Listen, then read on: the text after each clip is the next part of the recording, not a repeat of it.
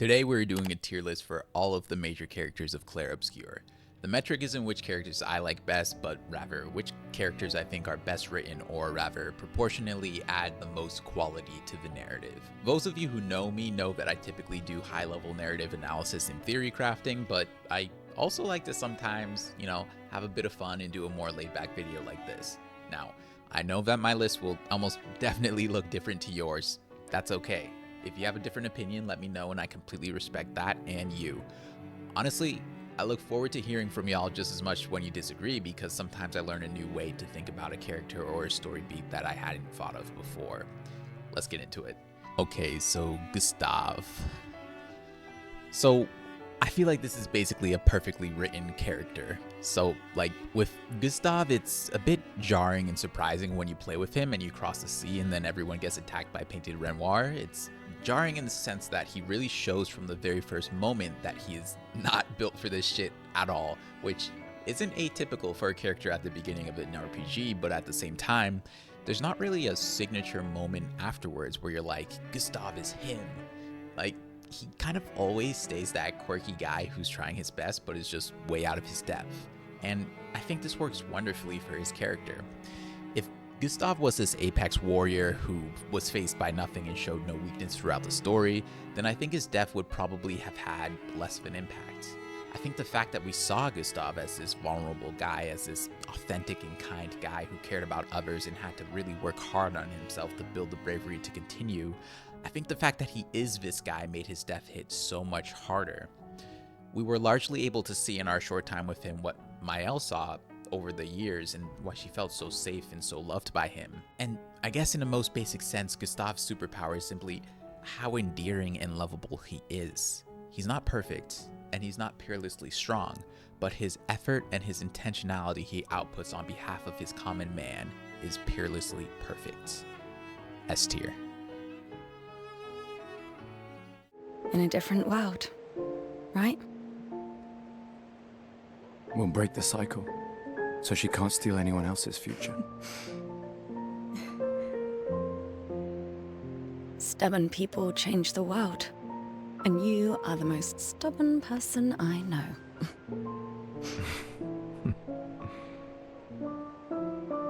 Thank you.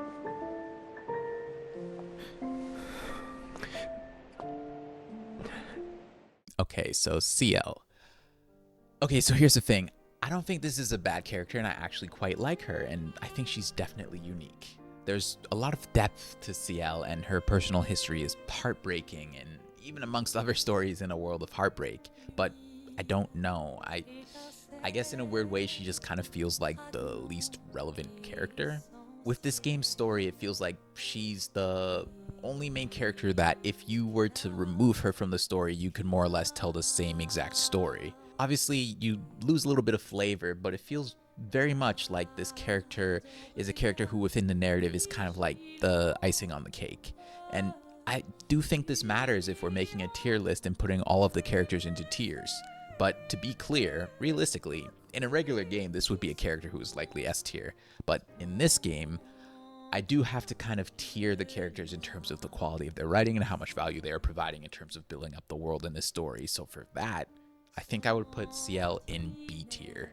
Even though I think she's a wonderful character, I love her commitment to kindness and empathy and not becoming an emotionally distant person in spite of her hardships. She is certainly also an enthralling character, but she just has this air of irrelevance within the narrative, which feels harsh to say, especially about somebody I like, but B tier.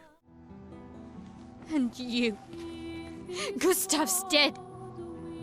How can you keep going like nothing happened?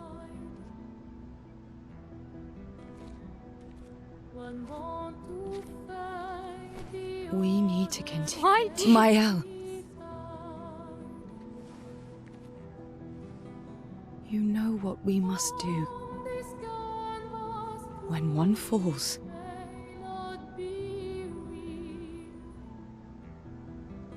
come on.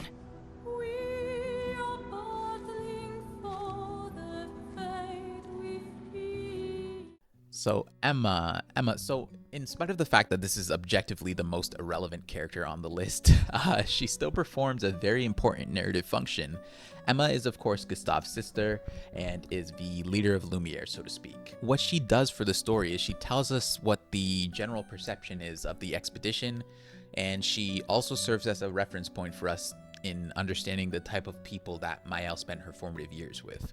Of course, as we know, she is her adopted sister mother, if you will, and one of the key moments that we see with Emma is a moment that she doesn't even speak. When the expedition returns after defeating the Paintress, Maelle goes to Emma and tells her about Gustave's death. What's so valuable here is that we don't get to see Emma have a breakdown, and we don't hear her voice the pain of losing her brother. This is so perfectly done because this is the exact moment in the story where things turn towards beginning to try to program us in a way towards thinking that life in Lumiere doesn't matter and the Desandres are what matters above all else. This is the crux of it, but what I'm saying is that the reason this entire scene of the party triumphantly returning is voiceless and we don't hear anything vocally from the Lumierans is because this is the first moment that they try to sell us on the idea that none of them matters. Their existence and struggles are trivial, so much so that we don't even get to hear the joyous conversations that our party members can take part in on their return, or the emotional heartbreak of Emma and the apprentices before they are all gommaged away. So long story short, she serves the story very well, but realistically, as a character, I don't think I can put her above C tier. There are so many things you can contribute to here in Lumiere that'll have a real impact. Em, you're doing great work, really. Getting things ready for the last generation. You've got it well in hand here. Let me do my part out there and win us a chance to live.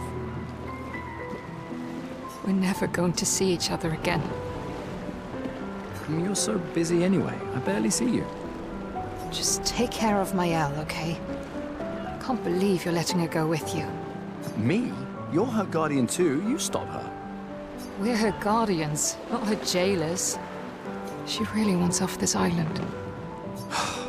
Don't you have a speech to give? You mean the one you so kindly wrote for me? Just suggestions. I thought it might help you understand. I do. Understand? I just... Anyway. Yeah, time for my speech. Monoco.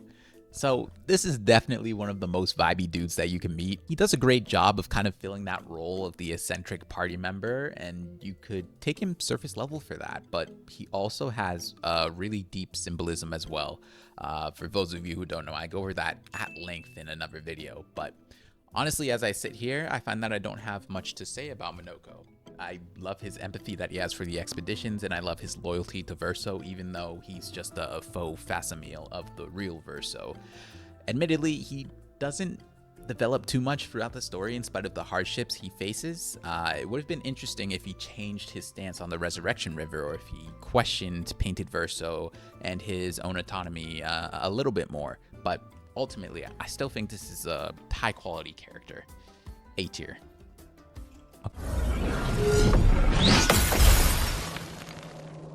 Slow as ever, mon bien. Your reflexes remain sharp as ever. I approve. Esquie, did Verso pull you into another adventure? New friends. You speak our language? He had a lot of time to kill, so I taught him. Ladies, could I, interest you in a duel? Definitely a gestural. No point trying to talk until we've calmed Monoco down with a relaxing fight. Be careful though. Monoco's fighting style is a bit, peculiar.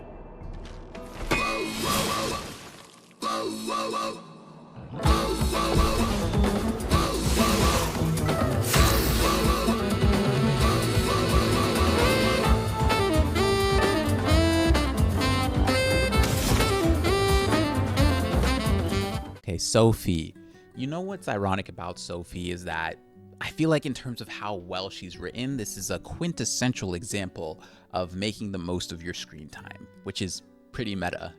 In spite of the fact that she's in the story for 2 seconds, her narrative function is flawlessly done in terms of setting up the stakes, the energy, and the thematic arcs of the game.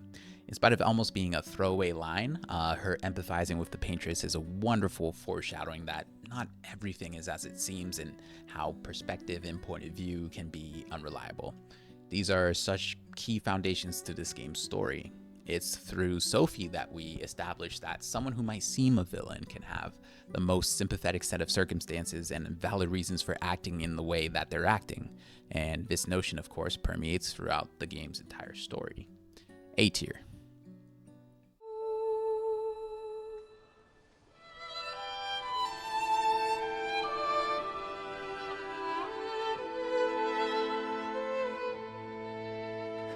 I'm here.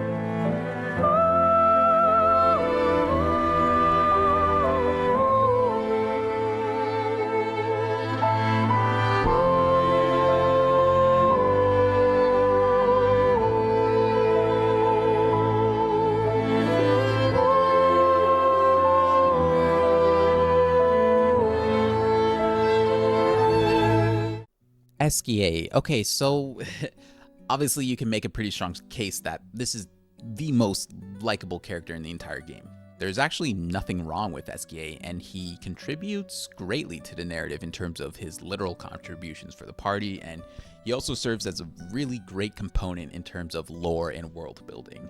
He starts out as this mythical being, and then as you get to know him, you realize the key role he played in saving Sciel's life, and you discover him to be a really good point of reference for us in terms of understanding how Verso's canvas came into conception and what he was to the original Verso, and also Maelle in real Verso's absence. With all of that said, the one thing that I struggle to get past here is that I don't think there's a lot of depth to this character in terms of his personality. Yes, there's a lot to roll back in terms of who he is and what he offers to the story, but in terms of his personality, he basically stays this sagacious, whimsical, friendly, fluffy spirit through and through. In other words, what I'm trying to say is that when you meet Esquie, you have fully met Esquie, and he basically doesn't change or show you any different reflection of himself ever throughout the rest of the entire story. Would it have made sense in the overarching narrative for him to have a lot of depth, though, considering that he's based off of Verso's imaginary friend or plushie? Probably not, which is what makes it's so hard to place him, but because for what he was, I feel like he was executed perfectly, and it definitely shows in how much universal affection and love he has from everybody online, but I don't think there's enough depth here for me to realistically place him higher than B. Esquie!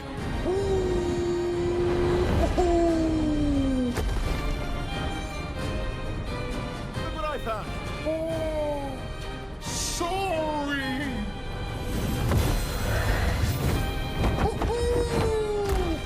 All aboard! Let's go.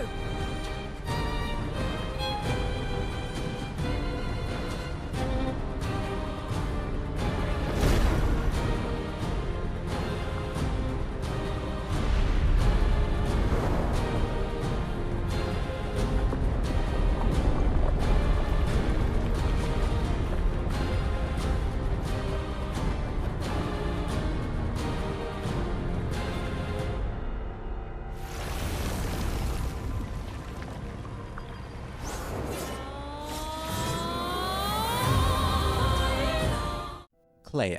Okay, so one of the things I found extremely fascinating is how much of an impact this character managed to make on players, in spite of the fact that she's in, 2% of the entire story.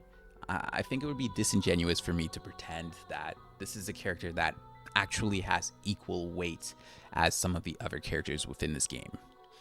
I kind of just see Clea as a walking lore dump, She provides exposition on Verso's death and another faction in the outside world. She provides exposition on the dynamics between the siblings and the dynamics between the parents. She speaks to Maelle in a callous and cold way and refuses to coddle or console her younger sister. Realistically, we don't know anything about this character, and honestly, she feels like the biggest sequel bait in this entire game's story, which actually manages to stay overall very self-contained and avoids the pitfall of harming the story for the sake of setting up future content. But realistically, this is not a character that is particularly fleshed out. I'm gonna put her in C tier. I feel like that's fair. So, Clea, C for Clea. Finally.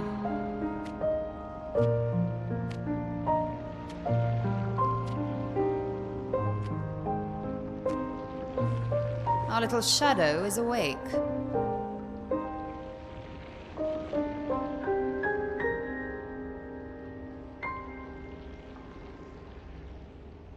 Painted Renoir. Okay, so this is an absolute powerhouse of a character, right? In spite of the fact he arguably commits the most visceral crimes against the Lumirans of anybody within the story, he still manages to be a sympathetic figure in a way. And why is this? Well, I think there are two main reasons for this, right? And the first reason is that he's extremely consistent and straight as an arrow and honest throughout his entire presence in this story. He stands 10 toes down on the fact that what he's doing must be done, and he's doing it for the sake of his family. He's also consistent in his treatment of Maelle. He's constantly trying to help her and not hurt her, but at the same time, he's doing what in his estimation must be done. And I think that honesty and clarity of purpose plays a big role in the Painted Renoir not being as hated as others. Of course, this juxtaposes starkly with Verso, who is constantly lying and shifting. I think it's wonderful when stories play around with giving traditional traits to different characters within the story, right? So typically we see protagonists in stories be honest ones who are consistent in their goals and what they want, and we see antagonists be dishonest and always, perform unexpected betrayals at some point in the story, or they do something to subvert expectation, right? But in Clair Obscur, these traits are completely flipped. Our protagonist, Verso, is the one who is dishonest in performing unexpected betrayals, and the antagonist, Painted Renoir, is honest and consistent in his goals. It makes for compelling stuff. The second reason I would say that he's not as hated is his aforementioned treatment of Maelle. In spite of the fact Maelle completely despises him and is a clear obstacle to him achieving his goals, he still treats her with tenderness, and he never reproaches her in spite of everything.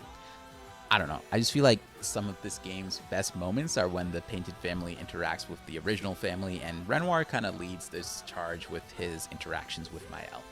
Brilliantly done. I would say S tier.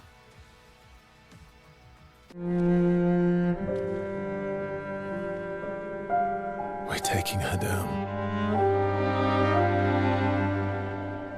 She's not the only one who grieves. The pain of losing you, she made me inherited. Punishment, perhaps, for not being there when it mattered. I refuse to lose my son. That son was a stranger. But you're not. You're not. You lost me years ago, and I lost you. So you leave us no choice. Tell me, how are you different from her in doing this? I'm tired. So trust me. We are your family. Family is complicated.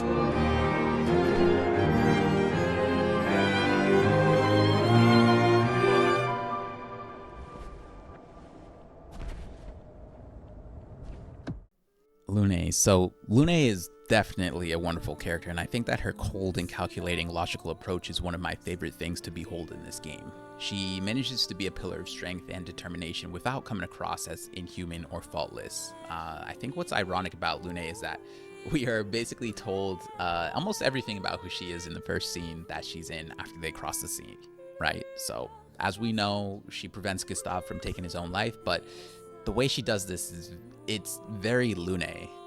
Even though she obviously wants to continue and is logically committed to doing so, when she sees Gustave in this moment of crisis, she's willing to try and meet her friend where he is, and she puts her own life on the line because she has that much conviction in her logic and her ideals that she is right, and that she'll be able to get Gustave to see that.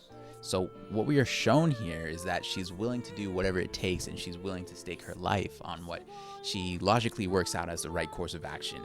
We see this again later in the game when Verso tells her that taking down Axons is impossible, and she basically just says, nah bro. They do still manage to soften up her character though, with her affection for Gestrals and her vulnerable scenes with Maelle and Sciel, and they also do a great job of conveying why she is the way she is, due to her parents' upbringing resulting from the limited clock that Lumerians live in life. So all in all, we have a character who I'd say is perfectly executed in terms of the quote-unquote girl boss archetype. She's completely believable, she suspends no belief, and is endearing enough to root for and love and support in spite of her nigh peerless determination and mental fortitude within the game's story. S tier. Lucien died to save me. And Tristan, Margot, they all... I am not letting Maelle die out here. I'm taking her home. What? No, we have a mission! Oh, fuck the mission! Fuck the mission, Lune! What are we gonna do, huh? Tell me. What are we gonna do? We're gonna take down the Paintress, just the three of us? My gun and your sparks? I didn't take you for a coward. I'm not a coward. You swore the oath. When one falls, we continue. Yes, I know. When one falls. When one falls. Not if. When. We knew not all of us would make it. But we continue. As long as even one of us stands, our fight is not over. But I'm not afraid to fight, it's just Maelle, she's... Maelle swore the same oath! I know that! She chose her life. You and I... Come on, we always said the future of Lumiere is more important than any individual life, yes. Do you still believe that? Do you still believe that?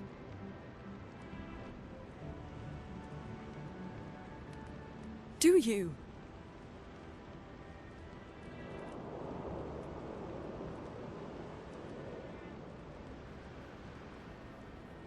I hope I do.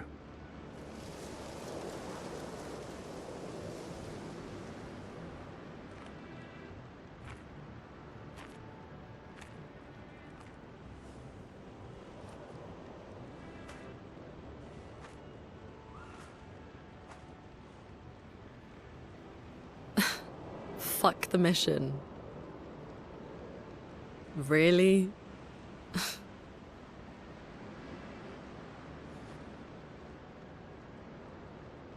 Sorry.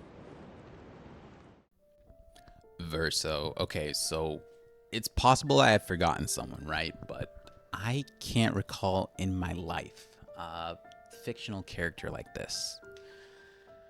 I've begun to think about Verso as a walking, talking Rorschach test. For those who don't know, a Rorschach test is a projective psychological test in which a person's perceptions of ambiguous inkblot images are recorded and then analyzed. So, for example, there's a blob of ink, and one person might see a face, one person might see a dog, or who knows, one person might see a flower. The point is, people look at it and see vastly different things. This is Verso, and again, like, I can't recall right now another character who was received in this way. And in my opinion, this shows how well written he is. The Verso spectrum is truly something to behold. There are many who hate him and view him as the second coming of Hitler, and there are many who love him and view him as the second coming of Christ. And then there are countless people in between those 2 points, all the way across the spectrum, who view him in different ways. It's amazing.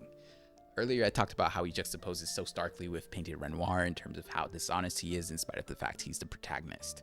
I want to add on to that and say that this is a character where intent means more than it does perhaps for other characters. Every single action he takes that we know of, there is a varying level of ambiguity, a varying level of, well, it's up to you to decide what he intended, or if he was acting morally, or if the ends were just. Ultimately, I believe the best stories leave room for impersonal interpretation in terms of the characters, so I believe he's probably the best example of that within this game's story. One last thing I want to add is something I briefly spoke about in another video, right? But I feel like this character does a flawless dance with two concepts. One being the primacy effect, and two being protagonist power.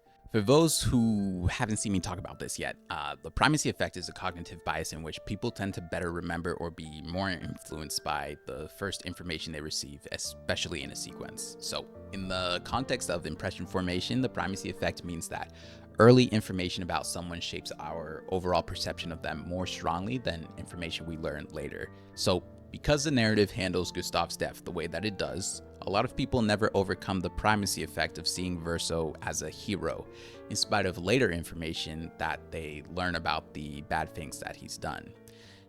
In other words, there's a contingent of people who never even stop to question Verso because of the overwhelming primacy effect of him entering the story as this mysterious hero who saved us from the indomitable force of painted Renoir. Obviously, you might stop and question his actions and still come away feeling like he is justified and in the right. I know that many of you exist who did do that, but I'm speaking to the fact that there are genuinely people who never stop to consider his actions at all because of how he entered the story. Well, that plus the second concept, protagonist power. So because he is the protagonist, that immediately gives him more social capital to spend with us as the people who are playing the game. We feel more naturally inclined to root for him or support him in his decisions because we are playing as him. That affinity between us and him is worth something. An example of the confluence of the primacy effect and protagonist power here that I could point to from a different story can be found in the show Breaking Bad. So major spoilers for Breaking Bad, even though it's been out forever. So just skip ahead like 30 seconds if you don't want to hear him. But in that show, we are introduced to Walt, who is a high school chemistry teacher who has cancer and a disabled child, and Walt is a family man. One of his first scenes is him violently defending his son from callous bullies. But throughout the story, he ends up basically revealing himself as this egotistical monster who is undeniably a villain. He sells meth and murders people and emotionally manipulates everything in his orbit. Yet, what is curious is that most people root for him from start to finish of the story in spite of that. And that, my friends, is a result of the aforementioned primacy effect of seeing him as this caring father who protects and cares for his disabled son and wife, in addition to the power of him being the protagonist and us experiencing the journey through him as our protagonist. So I do want to hop out of the train here because I could literally be here all day talking about Verso and all the things that are going on in him, but I do feel like it's only right if he's in his own tier above all. This is one of the best written characters in the history of gaming, and I have no doubts about that. I'm very comfortable putting him at the top here, and that might surprise some of you who are convinced that I despise him beyond reason and think that I can't view him in a logical light. But alas, just like how you are free to think what you want about Verso, you are also free to think what you want about me. Do you mind if I play here?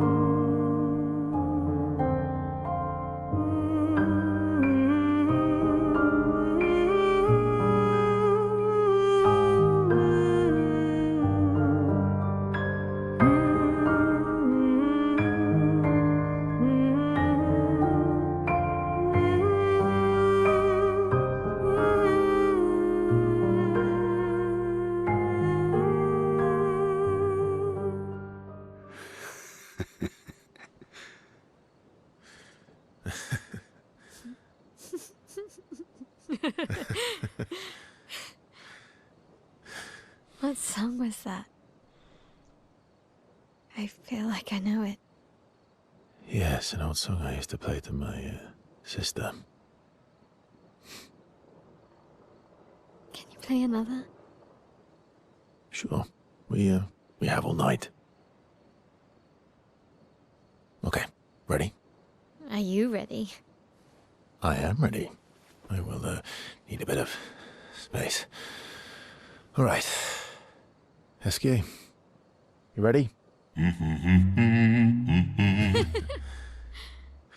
Also, quick reminder, if you're enjoying the video, subscribe and like and comment. It means a lot, and it just grows our community more, so there's more of us here who can discuss video games in a safe space. But to continue, Faceless Boy. Okay, so in terms of mysterious character you know nothing about until towards the end of the game, I feel like they did a pretty good job. By that I mean, when attempting a character like this, it can be difficult to achieve it in a way that is not annoying.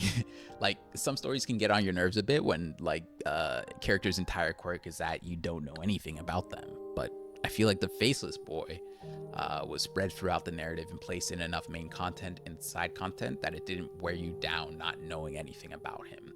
And it did always feel like things were just slightly out of reach in terms of piecing everything together, so I thought they did a great job in terms of his positionality within the narrative. And I think it was really dope twist that this is actually the real Verso's soul fragment.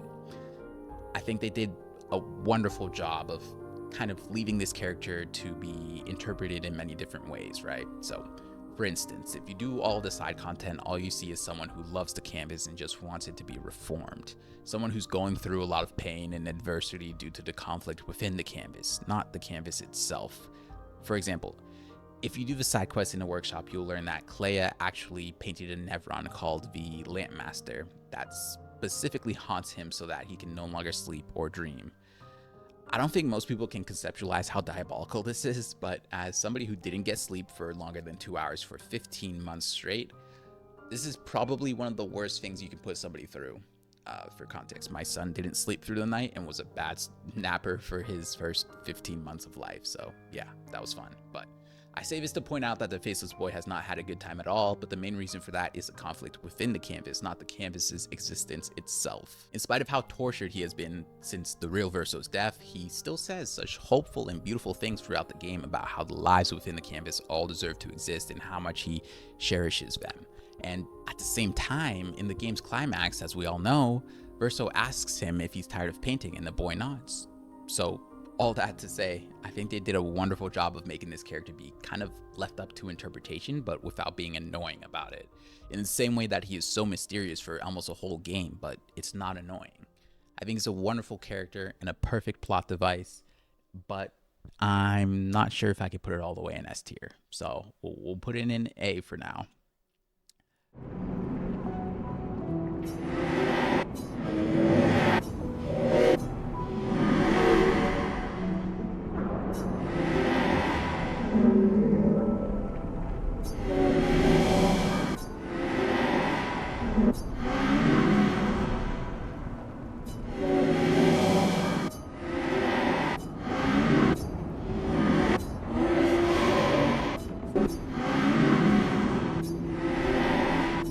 Okay, so Aline.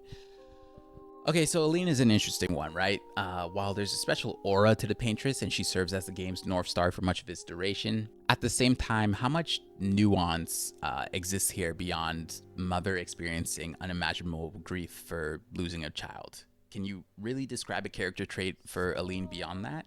Yes, she's the most powerful painter, and yes, she's the head of a painter's council, but all of her personality traits we see in-game stem from her experiencing grief, and we don't really see beyond that veneer. At the same time, though, that's kind of the point of her character. She's the main medium for the game's exploration of the transformative impact of grief. She's the head of the painter's council and possesses unimaginable power, yet we don't really see any of that person within this game. She's amazingly well done, but I don't think I can go above A tier. Come along. Let's go home. Yes. You need to go home.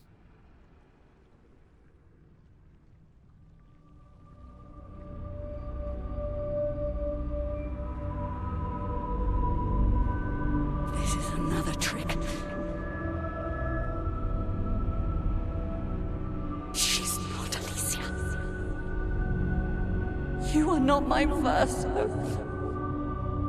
No. Verso's dead.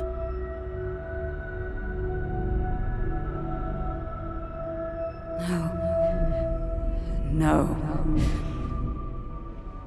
You are his creations, not mine.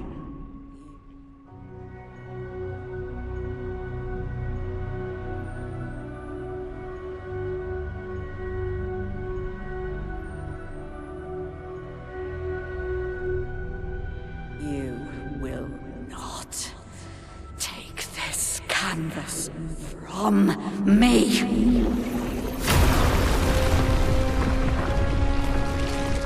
Painted Alicia's. Okay, so I think that's something that could have raised the ceiling for this character's potential would be if we were able to hear their thoughts in a way that we are able to hear Maelle's thoughts when she's in the epilogue and speaking with Clea. Without any spoken lines besides the letter, it's really difficult for me to place this character in one of the higher tiers alongside other characters who do have a bit more depth. That isn't to say that this character doesn't have depth necessarily, it's just that there's a hard ceiling on how complex of a character you can have when we never really hear their thoughts articulated, and at the same time they are not the main character of the story or they don't have a lot of screen time. With all that said, I do think she's extremely interesting. For example, I do like that her being cross and not being happy with Verso and his actions throughout the story is so much so to the point that she doesn't even want to say goodbye to him at the end. I think this is wonderfully well done and serves as a very cool kind of foreshadowing to the conclusion of the game, in the sense that you know that while there's a lot of love there is a very serious clash in terms of the ideals and wants of Verso and Maelle, and that there's a certain sense of inevitability when it comes to their conflict. You know, the more I think about this character, I do want to walk back what I was saying earlier. I think that for this to be a silent character who's not a main character and to have so much complexity in terms of their relationships with other characters and so much complexity in terms of their wants and desires, I think I do have to put this character in the upper echelon, because what an insane feat they managed giving so much to a character who never speaks. S tier.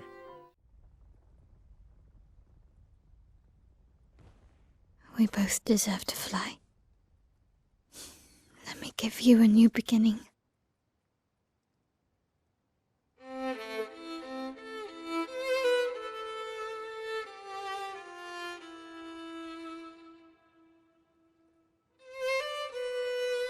Alicia.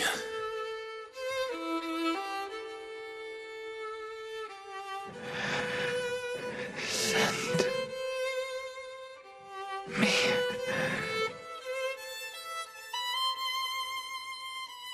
to my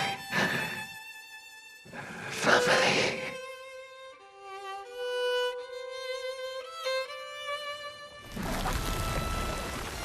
Wait.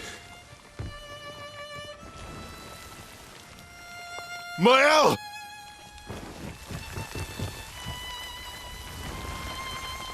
Renoir. Okay, so this could be the character in the game that most perfectly embodies the idea of Clair Obscur or Light Dark, or the sheer humanity on display in this game. In spite of the fact that it's revealed he's the dude who was killing everyone in Lumiere's history in terms of the Gommage, I've noticed he's largely escaped the ire of even people who considered the Lumierans to be real. And I think a big part of this is due to the tonal shift of the story that places the Desandras above everybody else from the epilogue onwards. In shifting the story so strongly towards the Desandras, and in revealing the fact that the canvas only exists because of them, there's an inflated sense of worth and value placed on their struggles, which means that Renoir's status as a father who's fighting for his family's health in the aftermath of the tragedy is basically the only thing that manages to stick in most players' minds. In spite of the fact that if we're talking about body count, he has murdered the most people in the entire story. That is, of course, if you consider the Lumieran people to be real, which I myself do. And I definitely do love all of the hints strewn about in the story in terms of how much he loves his family. I think his Axon depictions carry a lot of intrigue and show that he is a very present father and thinks very much about his family and their prospects and life journeys. I think he carries things pretty well in terms of his climactic confrontations with Maelle, and the raw emotion and desperation on display is definitely something to behold. So realistically, I don't see a way to place him below S tier. I cannot lose you too. Don't you see? That's how I feel about them. can't lose them either.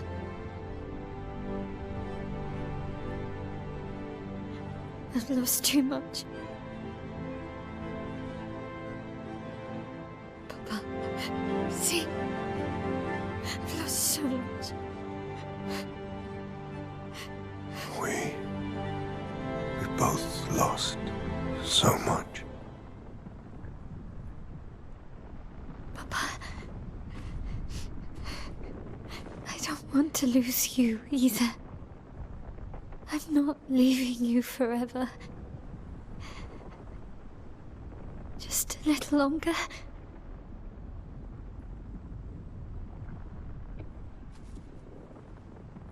I want to trust you, but...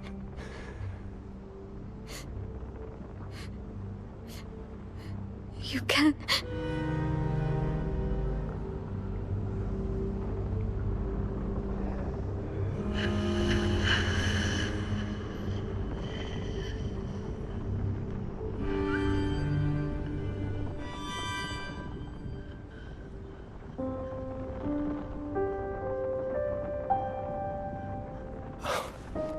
Keep the light on for you.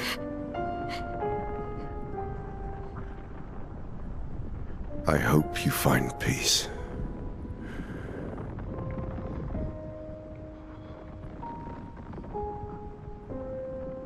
Hold on to each other. Maelle. So we have one of the main protagonists here, of course. Wow. I don't even really know where to begin. I think it's kind of fitting that many of the things that I said about Verso kind of apply to her on a slightly smaller scale. Like, for example, people see vastly different things within her, and she is in her own way also kind of a walking, talking Rorschach test. And I think that's kind of funny because she's obviously Verso's little sister, so it's funny that in terms of her reception, she's also kind of his little sister in parallel in that as well. But let's talk about her. I think she's very, very, very, very, very human, right? Like, she's not this noble, infallible princess who stomps over adversity and immediately moves towards the right path every single time. No, she's very human. We see her consumed by rage and sadness and sorrow after Gustave's death. We see her join the expeditions in search of a purpose she can't grasp, in spite of the fact that logically it would make more sense for her to spend as much time in Lumiere as she can. We see her love perhaps more than anybody else in the story, and we see deep complexities within her love and its application. We see her have the capacity to apologize and take accountability after she says hurtful things to Lune. We see her have the wherewithal to seek out Sciel for guidance. We see her possess the kindness to open her heart to Verso even though he's a mysterious stranger and she's grief-stricken. We also see her show immense love and care for the painted Alicia to the point that she seeks her out when she doesn't need to, and without blinking, she acquiesces to her request for oblivion. So I recount all of this to kind of get at the point that there's a lot going on with this character. Like, I don't know if there's been a more human character that has been placed in a video game story. And I know with this game, people might be tired of the slightly hyperbolic statements, but it's just that when it comes to this game's writing, it's just kind of true. It is kind of exceptional, or it's hard to think of other games that kind of exist in the same realm and same level of writing. But yeah, she's just so human. She's so mature yet so immature. She's so loving and empathetic yet so capable of vindictiveness and hatred. I think one of the most compelling things about her character is how her original identity as Alicia and her identity as Maelle converge. And I want to point to specifically just how compelling the juxtaposition is in terms of their positionalities in life. Alicia is the black sheep of the family, and on top of that, she is now viewed as responsible for Verso's death, and on top of that, she now has new disabilities that she has to deal with in each waking moment of her life. Maelle, on the other hand, in spite of her rough start to her life within the canvas, when she got with Gustave and Emma, things got really good. You could tell she's kind of looked at as like the golden child, or the thing that everybody wants to protect and nurture and cherish in terms of the Lumierans. They trust and love her completely and unconditionally, and it's beautiful to see, and it juxtaposes so starkly with how she's treated by her birth family as Alicia. So in both circumstance and personality, in both nurture and nature, Maelle is strikingly human. Now, here's the thing. I feel like it wouldn't do her character justice if she was in S tier with the other characters. So I do feel like I have to put her in Verso's tier here at the top, which is kind of fitting considering how the game story and narrative is as a whole, and of course what happens in the climax.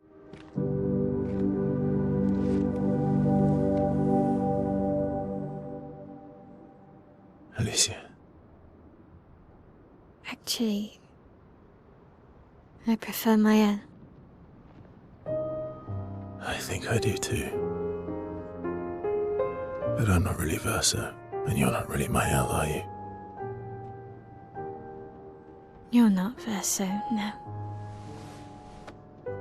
You look and sound just like him, but you're you. I'm still Maelle, though.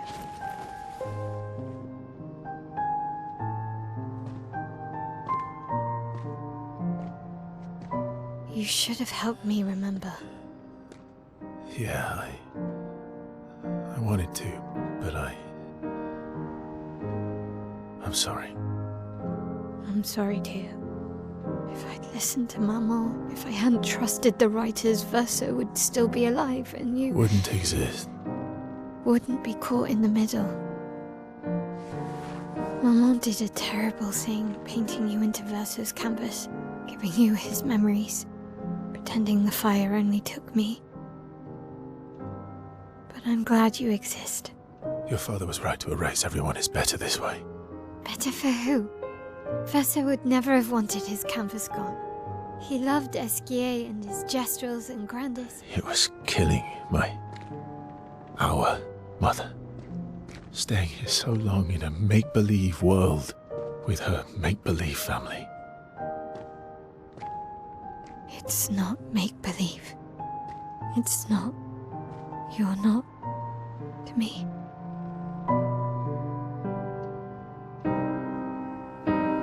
Okay, last but not Golgra. Come on. I mean, there's only one right answer, right? Let's do the right thing here.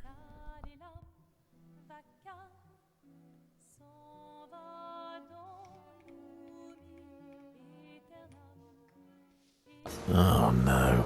Think twice, Monoco. I have already thought about it thrice. Golgra, I demand a trial by combat. Do I have to participate? Please help me. For Noco, then. Okay, so now I definitely want to order the tiers now that everybody's in the right spot. So bear with me here. Wow, this is tough. Okay, so I do feel like Lune is like such an amazing character. I feel like she should be at the top of S tier. I feel like she's such a compelling leader without being overbearing and still giving space to the other characters to kind of, you know, breathe and do their thing. So I want to put her at the top. Man, this is tough. I feel like I would just switch that. I like Lune, Gustave, and then the Renoirs and Alicia. I feel like these three are pretty interchangeable, but I do like how that looks right now. In terms of A tier, I'd put the Faceless Boy.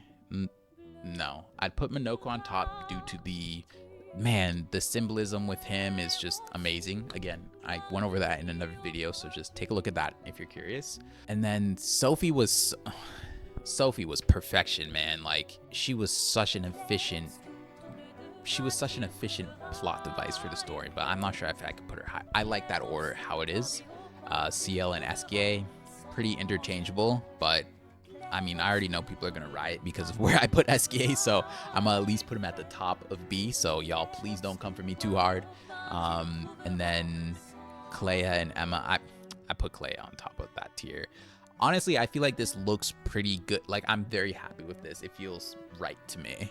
Okay, y'all, so I hope you had fun today. I know this video is a little bit more laid back than some of our other ones, but, you know, this channel will always be a mix stylistically, but will always stay under the umbrella of high-level video game analysis. But I don't know, sometimes it's just nice to kick it with y'all and talk about a bunch of different things instead of just one focused topic on the video. Really quick, y'all, for those of you who don't know, we have a burgeoning community over on the Discord. We talk about life, video games, and everything in between. We're planning to launch the first of our monthly debates this month, so now's the time to join up.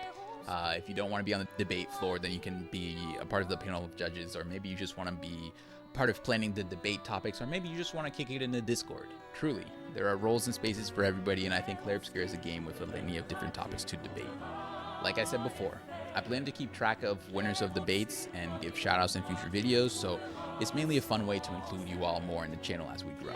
To join, check the links in the description of this video. My last note is, I just wanted to take a quick moment, as always, to say thank you infinitely from the bottom of my heart. It means the absolute world to me that you are here, and I love to talk with all of you, even if we disagree, which feels inevitable in discussing this game. But if you enjoyed the video at all or learned something, please like and subscribe. Check out other videos on my channel for more content like this, and have a great day, night, or morning, and remember to be kind and thoughtful. Peace.